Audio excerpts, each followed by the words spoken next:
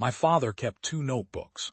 One was the official record, dates, coordinates, interview transcripts, filed in triplicate with the Montevideo Institute of Atmospheric Sciences, and stamped with their seal of institutional disinterest. The second notebook he kept inside his left boot. He told me about it the night before he disappeared. He sat across from me at the kitchen table with a cup of cold coffee between his hands and said, "Laura, if I don't come back from Salto, find the one in the boot. Don't give it to anyone. Don't show anyone. Read it yourself first and then decide who, if anyone, deserves to know." I thought he was being dramatic. My father had a gift for drama that had not aged well since my mother left. He was 53 years old, a former radio telescope operator who had pivoted to independent UFO research after the Institute stopped taking his grant proposals seriously, and he had a tendency to speak in the vocabulary of conspiracies without fully living in their logic. He went on weekend trips to remote sites and came back sunburned and energized, and full of stories that his colleagues at the university, the ones who still tolerated him at faculty events, would receive with the kind of careful silence that passes for politeness among academics. He had a dog named Tors and a kitchen that always smelled faintly of coffee grounds, and he called me every Sunday evening at 8 without fail, even during the years when we were not speaking well, even during the months after my mother remarried, and I blamed him for things he had not entirely done. I was 29. I had my own apartment in the Punta Carretas neighborhood, 3 blocks from the Rambla. I worked contract analysis for an engineering firm that built water treatment infrastructure across the interior, and I was good at the work in the specific way that means you can do it without thinking about it, which left a great deal of my thinking available for other things. I had a reasonable life, a reasonable distance from my father's obsessions, and a reasonable expectation that he would call me Sunday evening from Salto, as he always did, gruff and a little lonely and full of whatever he'd seen in the sky the night before, reading me the coordinates in the voice he used when he believed he was very close to something. He did not call Sunday evening. He did not call Monday. By Wednesday, his neighbor Senor Artigas had contacted me because the mail was piling up and the dog had not been fed. I drove 4 hours north on a road that went flat and dry the moment it left the river corridor, the landscape becoming that particular shade of bleached-out gold that the Uruguayan interior takes on in late summer, the horizon ruler straight in every direction, the sky enormous overhead.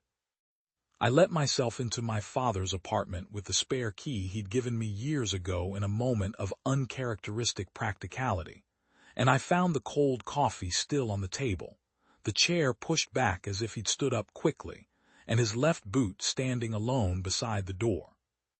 The second notebook was inside it. Tors was asleep on the bed and did not wake until I fed him, and by the time I had done that I was already reading, standing at the kitchen table, because what I saw on the first page told me I could not sit down yet. I want to explain what it meant to read that notebook because the explanation matters, not for dramatic effect, for accuracy. My father was not a man who had lost his grip on evidence. He had the opposite problem. He had found evidence so far outside the established frame of reference that the only rational response to it looked, from a certain angle, like madness. His colleagues at the Institute had made that determination 15 years ago, and they had not revised it since, which meant that everything he had produced in 15 years of independent research had been assessed not on its merits, but through the prior decision that its author was not to be taken seriously. He knew this. He noted it in the first notebook, once in a dry subordinate clause, and did not mention it again.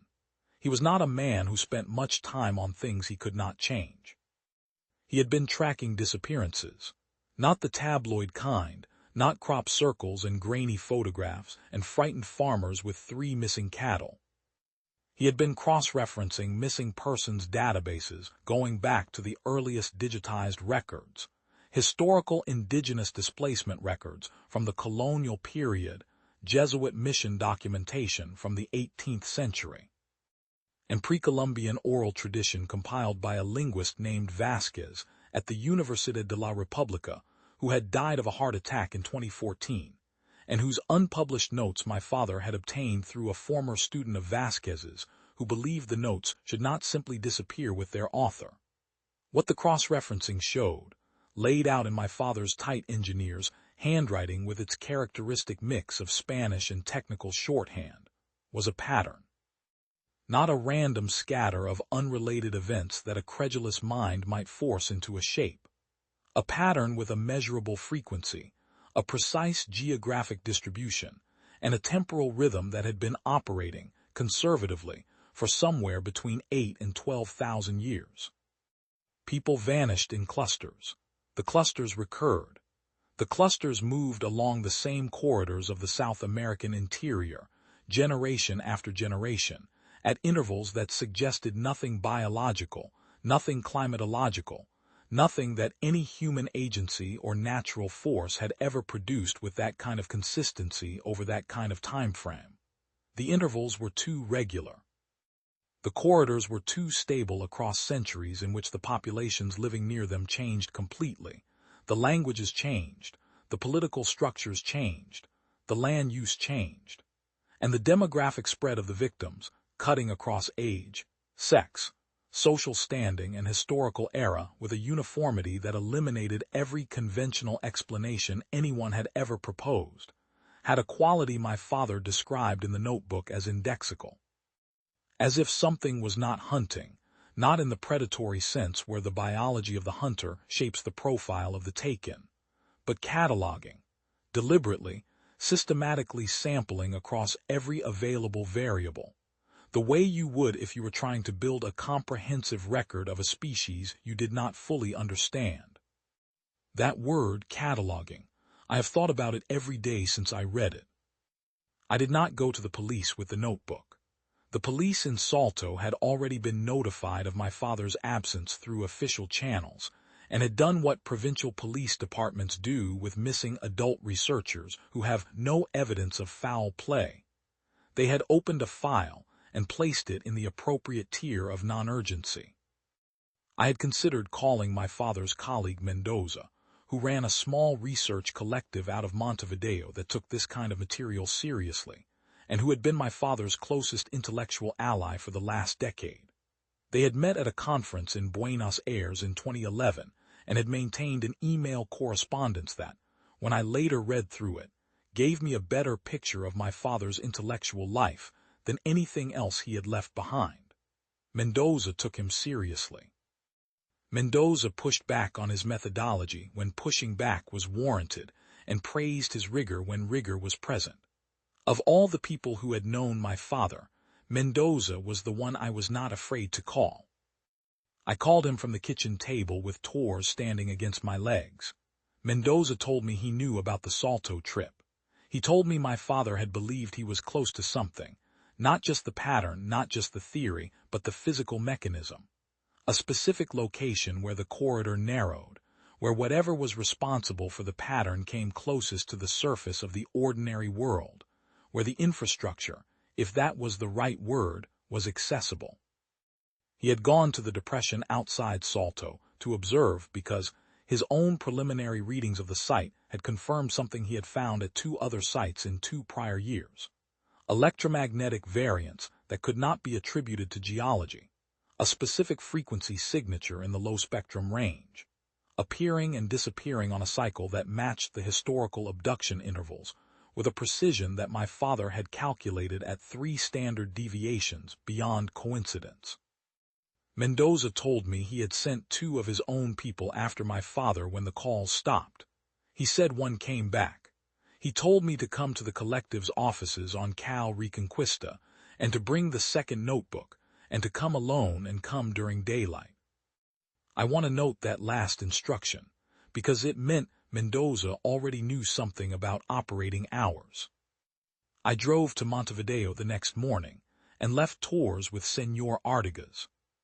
The collective's office was 3 rooms above a used bookshop, shelves of binders and hard drives, and printed satellite imagery covering every wall, the kind of organized information density that academic institutions used to have before funding cuts, reduced them to 3 working computers and a motivational poster. The smell of old coffee was the same as my father's apartment.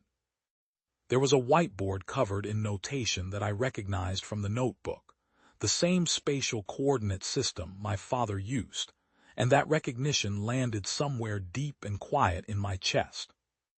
Mendoza was 60, built like a retired stonemason, with the kind of deliberate calm that comes not from ease but from having decided some years back to be calm as a discipline. He introduced me to the researcher who had come back from Salto, a young man named Esteban who had a bandage on his left forearm and who would not meet my eyes at first. He had the look of someone who had seen something he was still in the process of integrating, the slightly unfocused quality of a mind that keeps returning involuntarily to a specific image. Esteban told me what he had seen. He and his colleague Ruiz had driven to the coordinates my father had marked in his official notebook and arrived at dusk and set up their equipment in the back of the truck. The site was agricultural land at the edge of a shallow depression, a wide flat-bottomed bowl in the otherwise featureless terrain, rimmed with a windbreak of eucalyptus that had been planted 40 years ago and grown to a height that made the depression difficult to see from the road. A former stock pond, most likely. The geology suggested it had held water at some point before the water table dropped.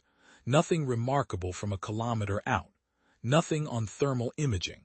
Nothing on the radio spectrum above background.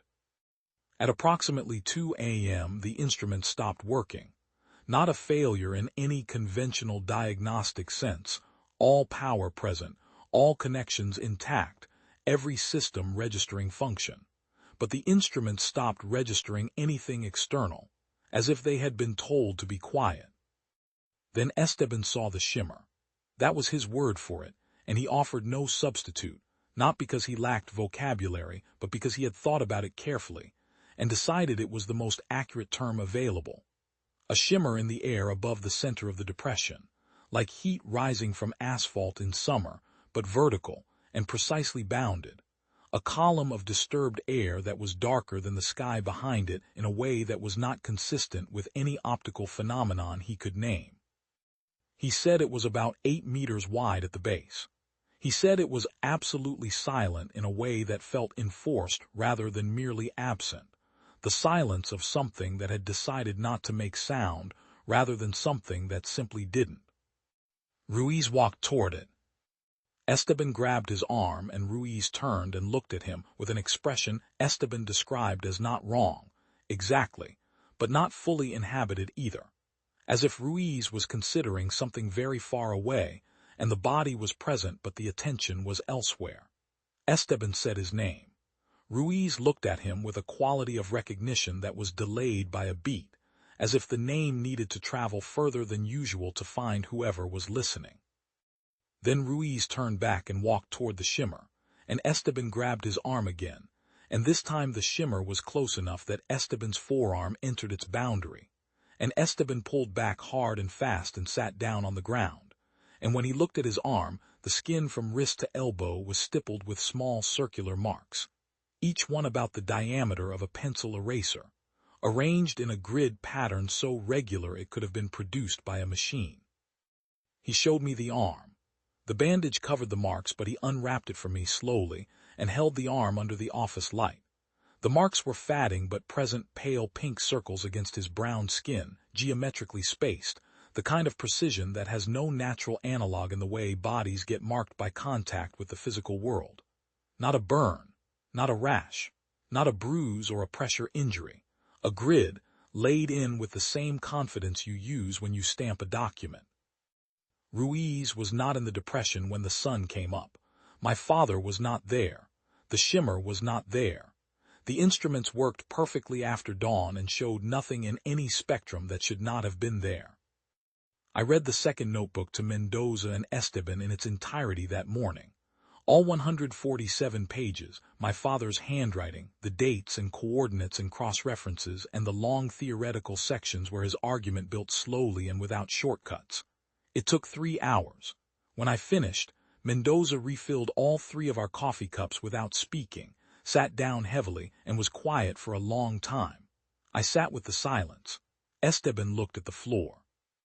Then Mendoza said, "Your father believed they come to the same places because they know the places.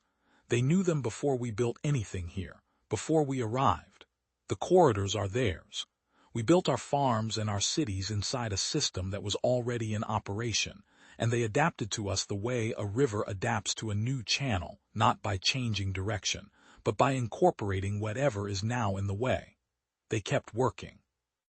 I asked what they were cataloging. Mendoza said, "Us, everything we are. Every variation, every age, every physical configuration, like a collection, a natural history archive." He paused, and I could see him choosing his words with the care of someone who believes precision matters more than comfort. He said, "Your father's word was indexical. I think he was right. I think they are indexing us the way we index a species in a conservation database, not for malice.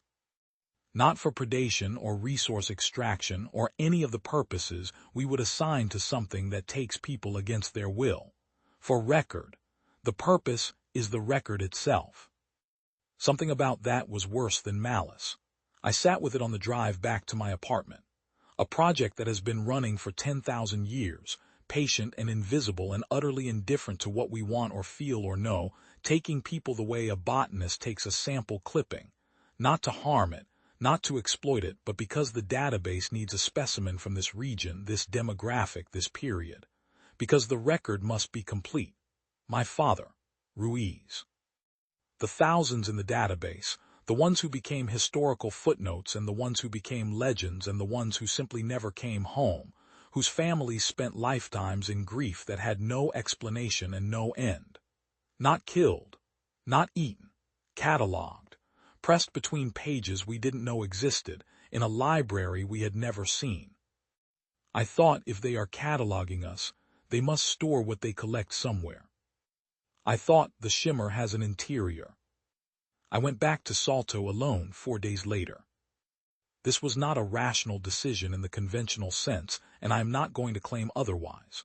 Mendoza argued against it, and his arguments were all correct. I was not field-trained. I had no technical equipment. My father had 30 years of fieldwork preparation and specific knowledge of the site, and had gone in daylight for a preliminary survey before going in at night, and he was still gone. Ruiz had years of experience with this kind of research, and had been taken in under a minute. Going alone, at night, to a remote depression in the interior was, by any operational measure, a reliable method of becoming another entry in my father's database. I went anyway, because my father had not gone to Salto to disappear. He had gone because he believed he was close to the mechanism, close to understanding how the system worked, and he had been right about that, and he had paid for being right in the most direct way possible.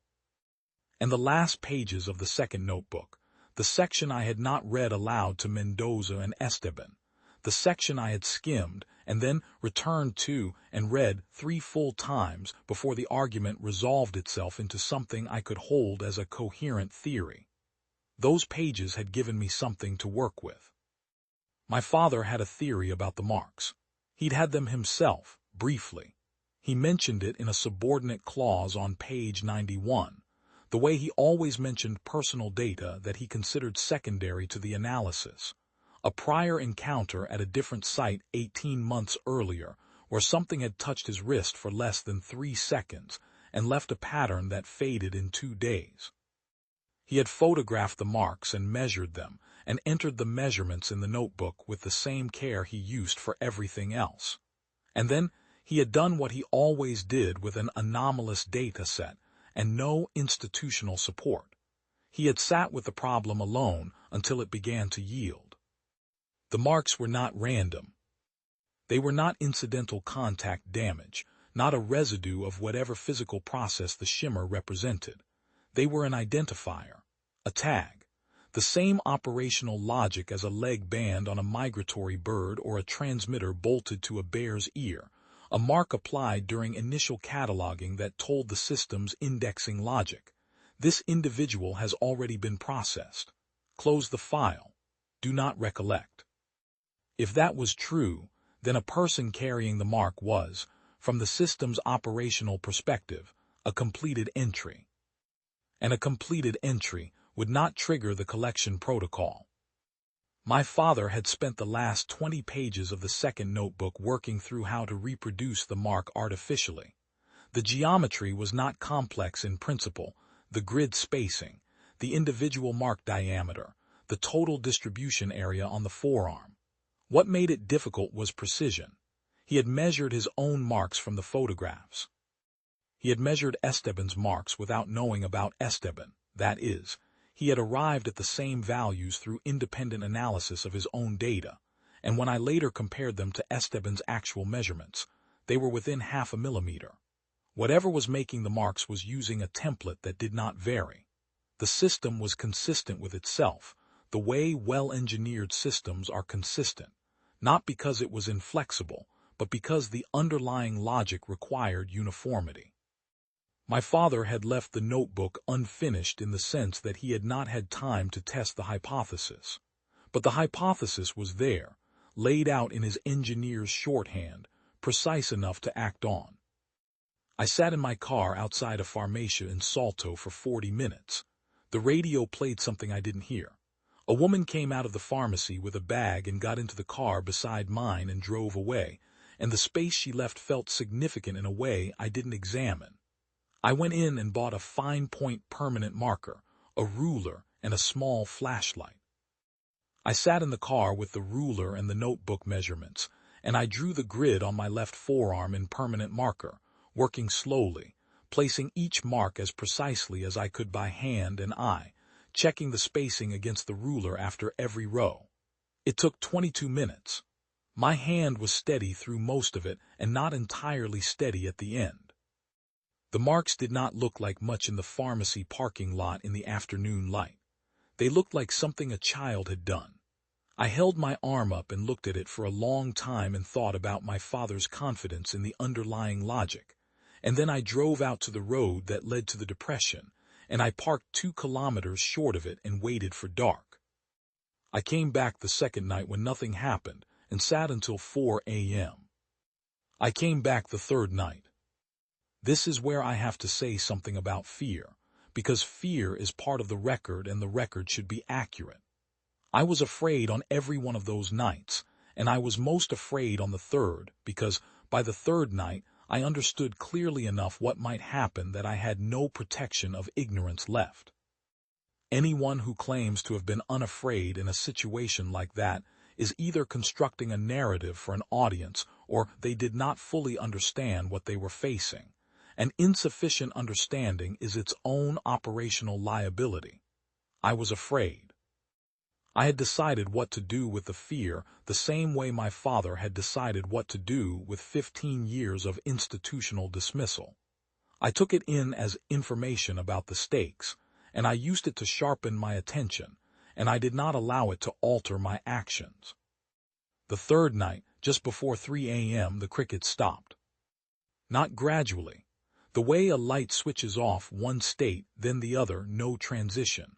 A wall of sound and then absolute silence, and the silence had a physical quality, a pressure change, the kind of quiet that registers in the body before the mind has processed it.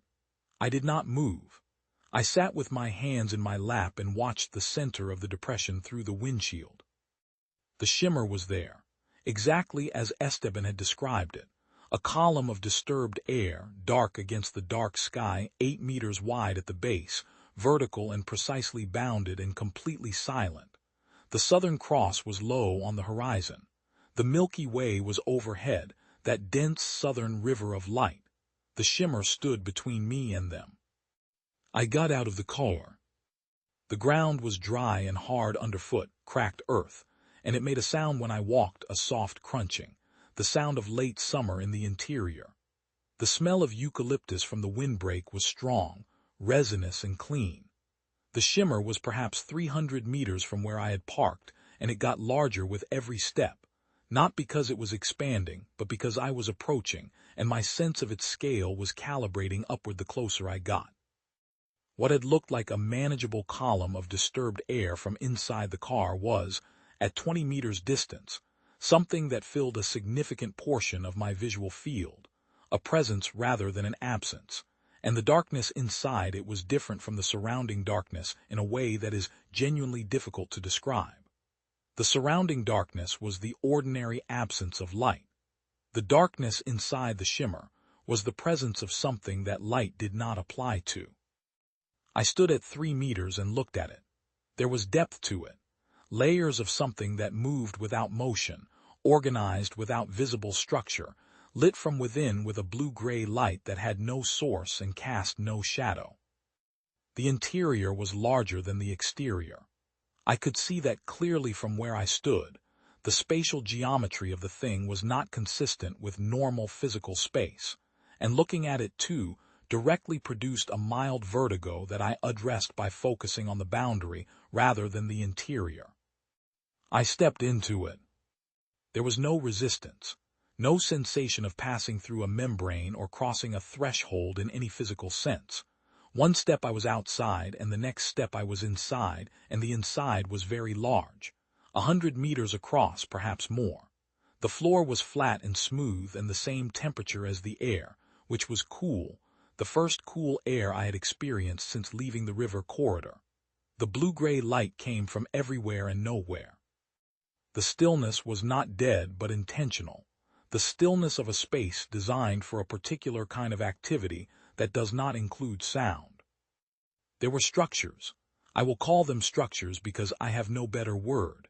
They rose from the floor in irregular formations, tall and curved, some of them branching, none of them symmetrical in a bilateral human sense, and each one carried the grid texture across its entire surface, the same grid as the marks on my arm.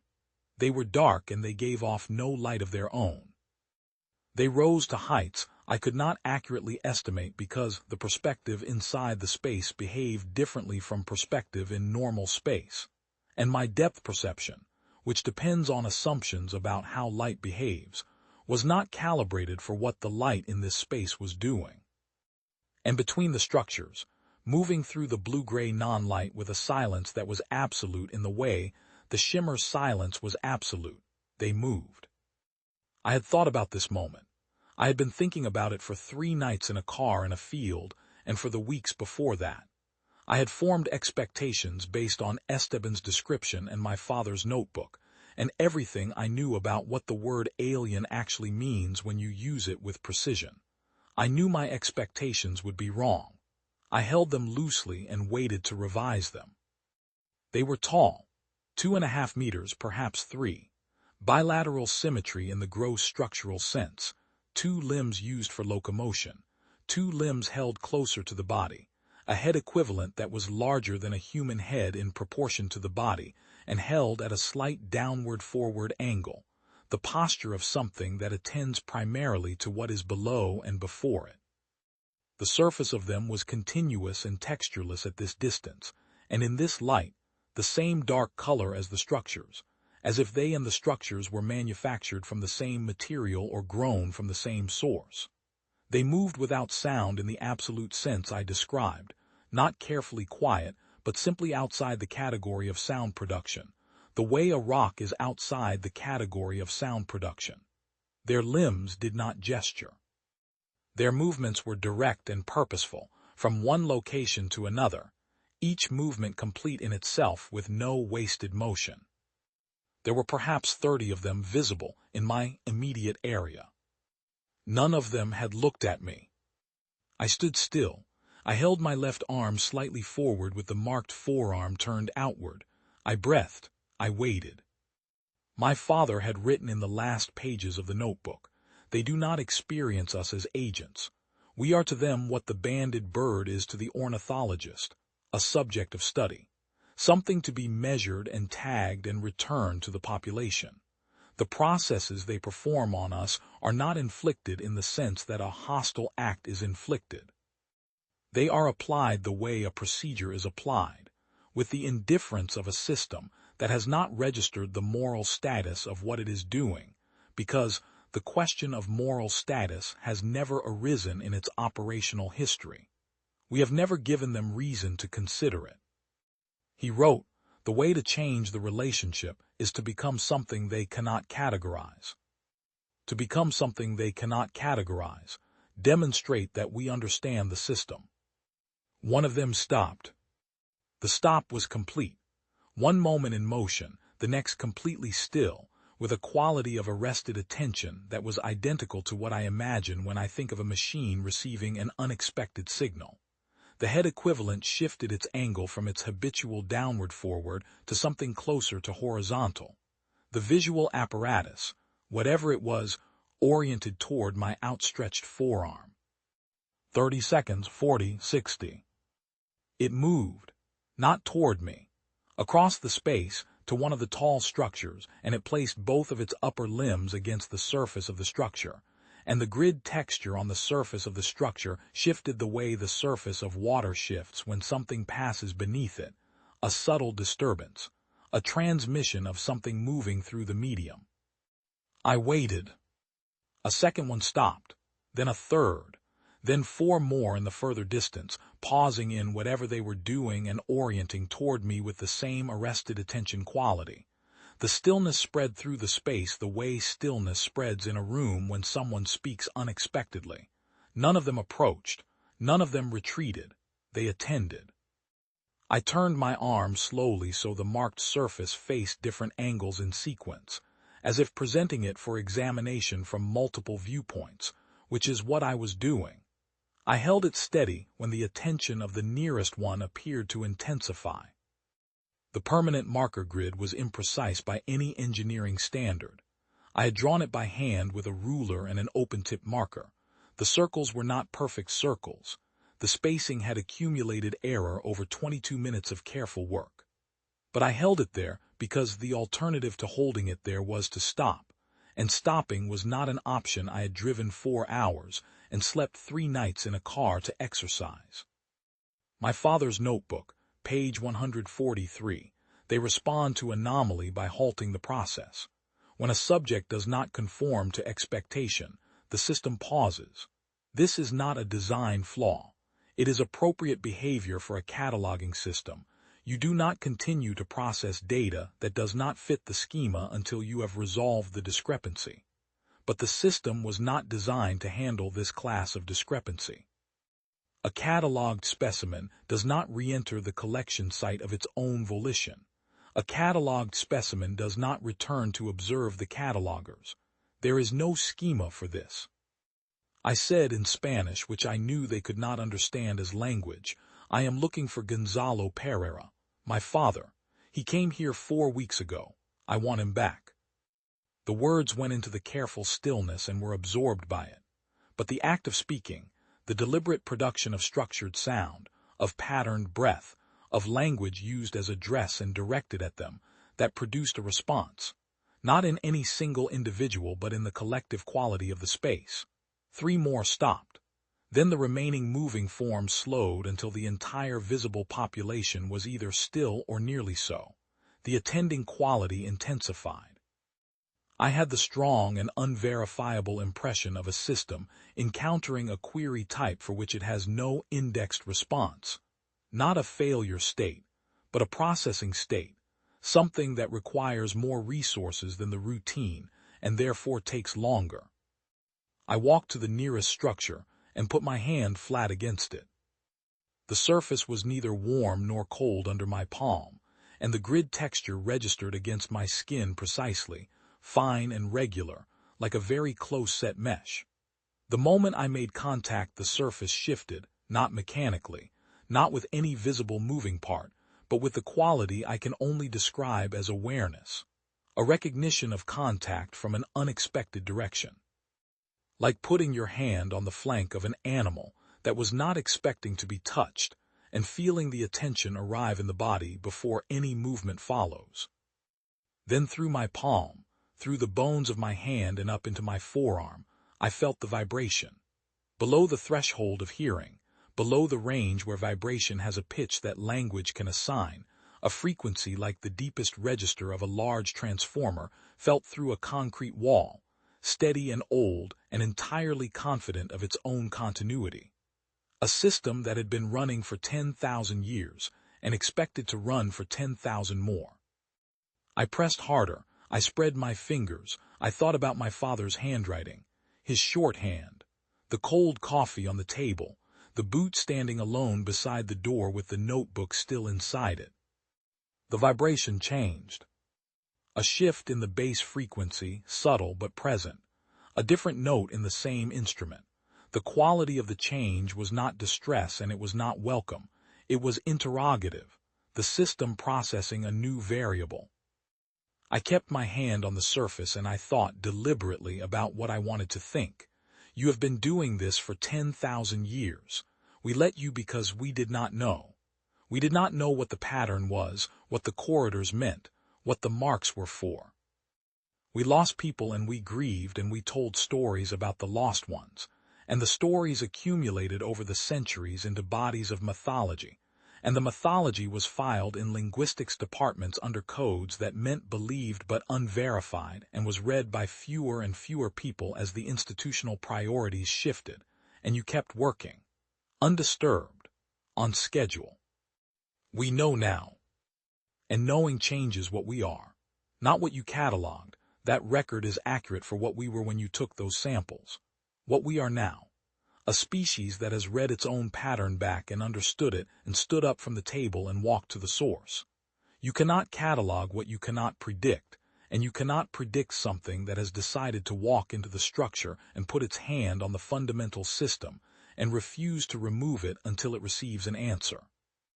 I do not know how to describe what the vibration did after that.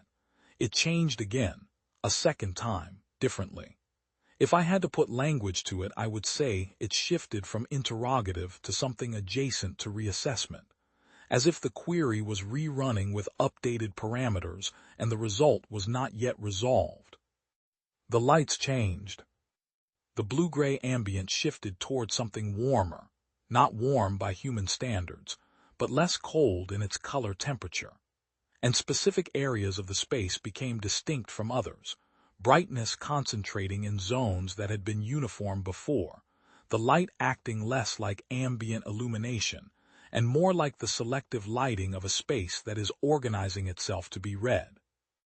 I looked at where the light was concentrating and I saw, across the interior, a row of the tall structures that were different from the others.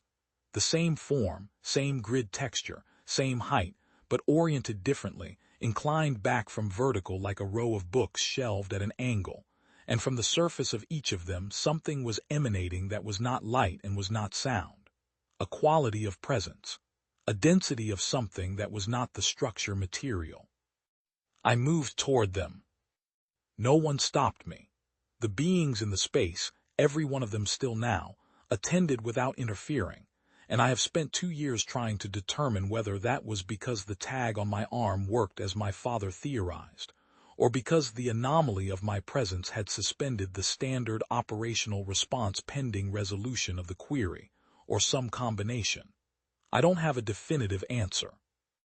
I walked across the smooth floor in the blue-gray light, and I kept my breathing steady, and I kept my arm extended, and I kept walking until I was close enough to the inclined structures to see what was in them.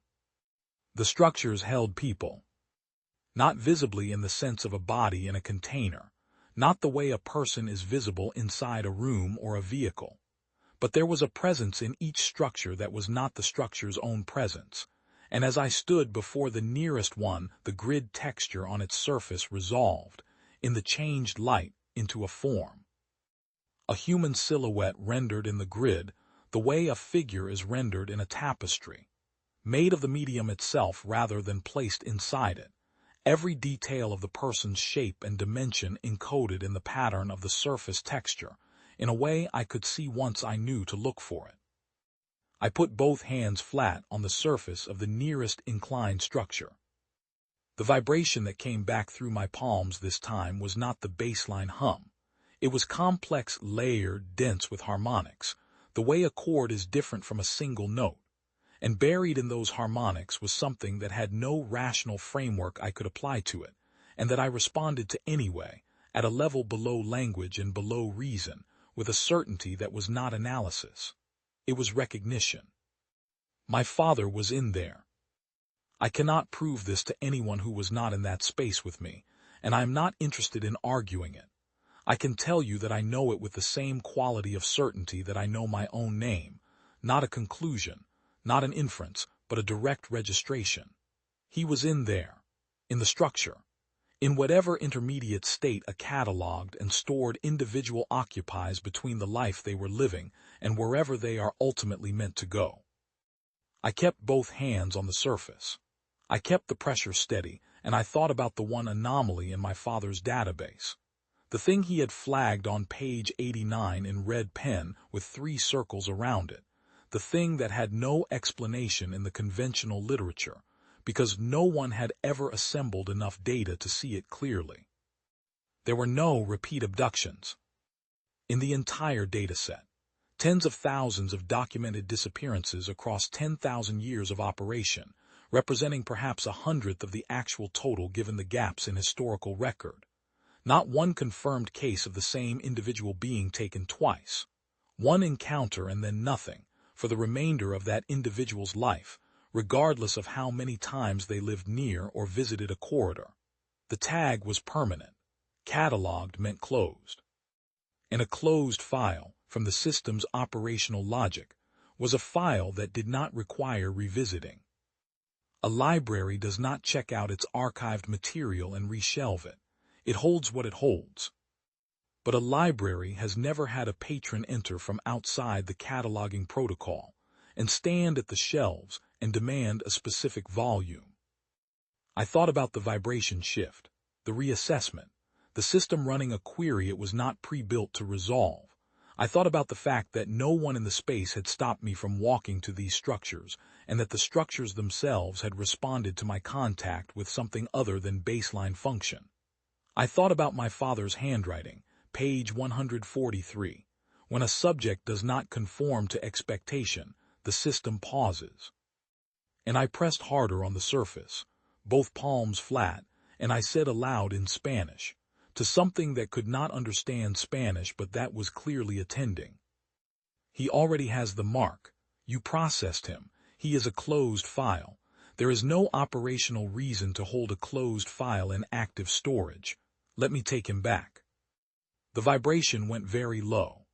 The base frequency dropped until I could feel it in my sternum and in my back teeth, and in the bones of my forearms pressed against the surface, and the depth of the frequency was such that it felt less like sound and more like the planet itself shifting its weight. Then the structure changed. The grid texture on its surface inverted, the marks that had been raised became recessed, and the spaces between became raised, the pattern revering itself completely across the entire surface simultaneously, and the human silhouette embedded in the grid deepened as it did so, became more three-dimensional, more present, more undeniably a person rather than a pattern. And then the structure separated along an axis that was neither vertical nor horizontal but something in between, an angle that had no name in human geometry.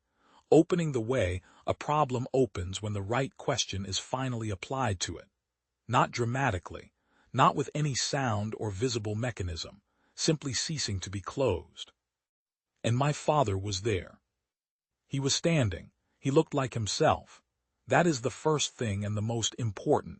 He looked exactly like himself. The gray at his temples, the fieldwork tan, the slight forward set of his shoulders from years of hunching over instruments. His hands were at his sides. His eyes were open, and they were not focused on anything in the space, which was an interior space with depth and dimension and things to look at. So the unfocused quality told me clearly that whatever he was looking at was not here. I said, "Papa." His eyes moved, slowly, not the snap of a mind returning from a nearby distraction but the gradual arrival of consciousness from a distance, the way light returns to a room when the power comes back on, incrementally, the elements of presence returning in sequence. His eyes moved and they found my face, and they were his eyes completely, all the way down, every specific quality that made them his and not anyone else's. He said my name. I took his arm carefully, the way you take the arm of someone who has been in the dark for a long time, and I walked us both away from the inclined structures and across the floor of the interior space. I kept my marked forearm turned outward. I did not alter my pace. I did not look back at the beings in the space, who remained still and attending. I did not run, because running belongs to fear, and I had decided what to do with fear. We walked out through the shimmer. The crickets started again the moment we crossed the boundary, not gradually, not building back from quiet, but all at once. The same switch that had turned them off now turning them on, and the sound crashed back into the world around us, and the Southern Cross was still on the horizon, and the Milky Way was overhead, and the air was warm and dry and smelled of eucalyptus and dust, and it was the air of the world we knew, and I breathed it. I got my father to the car. He sat in the passenger seat, and he was very still, the way a person is still when they are doing the work of being present again, when presence is an active effort rather than a default state. He put his hand on the dashboard, just to have his hand on something solid and known. After a while he said, "How long was I in there?" I told him 4 weeks. He was quiet. Then he said very quietly that it felt like an afternoon. I drove north to Salto, and we sat in a parked car on a lit street with people visible through restaurant windows and a bus going past, and I did not speak, and neither did he for a long time. The permanent marker on my forearm had smudged in 2 places from sweat. He asked how I found him. I told him. The boot, the notebook, Mendoza, Esteban's arm, the 3 nights in the field. I told it plainly and in order, the way he had always told me data should be reported. He was quiet for a long time. Then he asked me to show him my forearm. I held it up in the streetlight. The marker grid, hand-drawn, imprecise, the circles not quite circles, and the spacing accumulated with error over 22 minutes of careful work. He looked at it for a long time. He said, "You drew them with a permanent marker." I said yes. He said nothing. Then he made a sound that I had heard from him perhaps twice before in my life, not a laugh and not anything else with a name, a sound that emerged when something had surprised him so completely that the usual registers were insufficient to the occasion. He shook his head slowly. He said, "They didn't look close enough." I have thought about those 4 words every day for 2 years, not because they are mysterious. They are not. Their meaning is plain, but because of what they imply about the nature of the thing we are dealing with, and because of what they suggest about where we stand in relation to it. A cataloging system, 10,000 years of continuous operation, patient and invisible, and operating with a technical sophistication so far beyond our current capacity that we cannot build instruments that detect it until after it has decided to be detectable. A system that has processed tens of thousands of human beings, each one precisely tagged with a biometric identifier that does not vary by more than 0.5 millimeter across every instance ever recorded. A system that imposes its geometry on physical space, that stores living people in something that is not any state we have words for, that moves through the world's corridors as if the world were built around its needs rather than the reverse, which, in the operational sense, it was. That system did not look closely enough at hand-drawn circles on a human forearm. Because in 10,000 years it had never needed to. In 10,000 years, nothing had ever presented a false tag. In 10,000 years. The question of whether a tag was genuine had never arisen, because the question of whether a tag could be replicated had never arisen, because the question assumed a degree of understanding of the system that no one in 10,000 years had assembled. Until my father, until the second notebook in the boot. My father spent 6 months recovering, which is the best word I have for the process of returning to full presence after whatever the interior of that system does to a person during storage. He slept a great deal. He ate a great deal. He was quiet in a way that was not unhappy, but that was different from his previous quiet, more considered, as if he was spending a portion of his attention at all times on something that was not in the room. He did not seem diminished. He seemed reorganized. The way a house looks different after someone has lived in it alone for a long time and then opened the windows. He resumed his notebooks. The third one he kept openly on his desk. He and Mendoza spent 8 months writing a paper that will not be published in any journal with institutional standing, and that is not intended for institutional audiences. It is intended for the 7 people in 4 countries who have now received copies and who are doing their own cross-referencing, running their own analyses, checking the pattern in the corridors of their own regions. A contact in northern Chile who has been mapping disappearances in the Atacama for 12 years. A retired military cartographer in southern Brazil who recognized the corridor geometry in aerial survey data from the 1970s and spent decades wondering what he was seeing.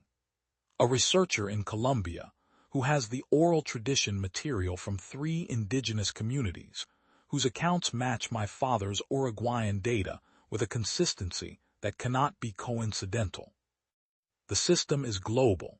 We knew this in principle. The pattern's internal logic requires a global operation. What we are learning in detail now is the specific geography of the corridors in different regions, the variation in collection frequency that suggests different operational cadences or different teams or something we don't yet have the conceptual framework to name. The system has more structure than we initially understood, and more structure means more information. And more information means better predictions. And better predictions mean more people like Esteban who come back from a night in the field with marks on their arm instead of someone like Ruiz who does not come back.